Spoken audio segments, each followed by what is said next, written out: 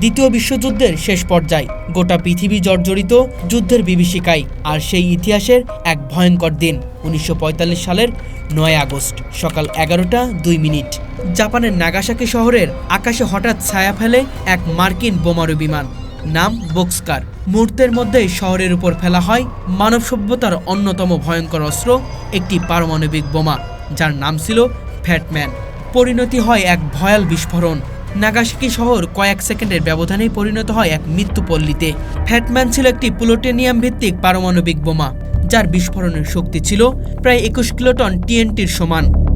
বোমাটি নাগাসাকির উপরে বিস্ফোরিত হয় প্রায় ৫০০ মিটার উচ্চতায়। মুহূর্তের মধ্যেই শহরের বড় একটি অংশ ধ্বংস হয়ে যায়। বিস্ফোরণের কেন্দ্রবিন্দু থেকে কয়েক কিলোমিটার পর্যন্ত এলাকা তীব্র তাপে ঝলসে যায়। মুহূর্তের মধ্যেই প্রায় ৪০,০০০ থেকে ৫০,০০০ মানুষের প্রাণ হারায়। পরবর্তী এক সপ্তাহ থেকে এক মাসের তেজস্ক্রিয় বিকিরণের ফলে মৃত্যু হয় আরও ৪০,০০০ থেকে ৫০,০০০ মানুষের। আহত হন হাজার হাজার মানুষ। বহু মানুষ জীবিত দগ্ধ হন। অনেকেই বিষাক্ত বিকিরণজনিত রোগে ধুকে ধুকে মরেন।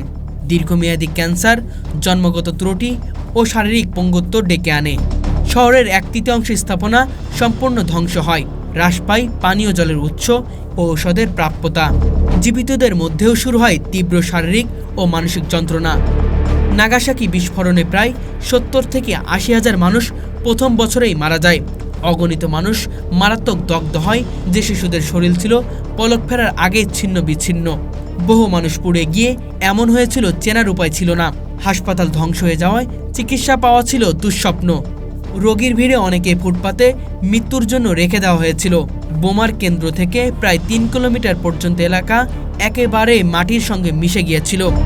নাগাসাকির লক্ষ্যবস্তু হওয়া ছিল এক বিকল্প পরিকল্পনা। আসলে প্রথম লক্ষ্য নির্ধারণ করা হয়েছিল কোকুরা শহরকে, কিন্তু ওই দিন সেখানে মেঘ ও ধোঁয়ার কারণে লক্ষ্য স্পষ্ট ছিল না। তাই পাইলটরা দ্বিতীয় বিকল্প হিসেবে নাগাসাকিতে বোমা ফেলে।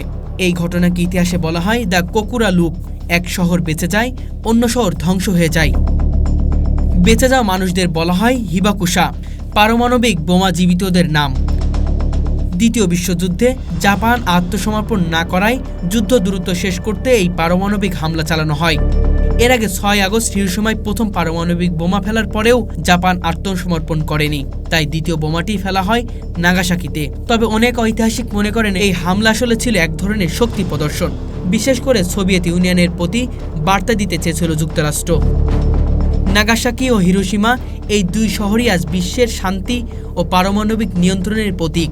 এই হামলার প্রমাণ করে পারমাণবিক অস্ত্র মানবজাতির অস্তিত্বের জন্য কি ভয়ঙ্কর হুমকি হয়ে উঠতে পারে। নাগাসাকি আমাদের শেখায়, পারমাণবিক অস্ত্র কেবল শত্রুকে ধ্বংস করে না, মানবতাকেও গলিয়ে দেয়। ১৯৪৫ সালের এই দুই হামলার পর এখনও বিশ্বজুড়ে প্রায় ১৩,০০০ পারমাণবিক বোমা মজুদ আছে। যে কোনো ভুল সিদ্ধান্তে আজও সেই আগুন নেমে আসতে পারে শহরের আকাশে। প্রতি বছর ৯ আগস্ট নাগাসাকিতে আয়োজন হয় পিস মেমোরিয়াল সেরিমনি। দুনিয়া জুড়ে মানুষ শান্তির জন্য প্রার্থনা করে, পারমাণবিক নিরস্ত্রীকরণ চাই। নাগাসাকিতে ধ্বংস থেকে গড়ে উঠেছে এক অসাধারণ দৃশ্য।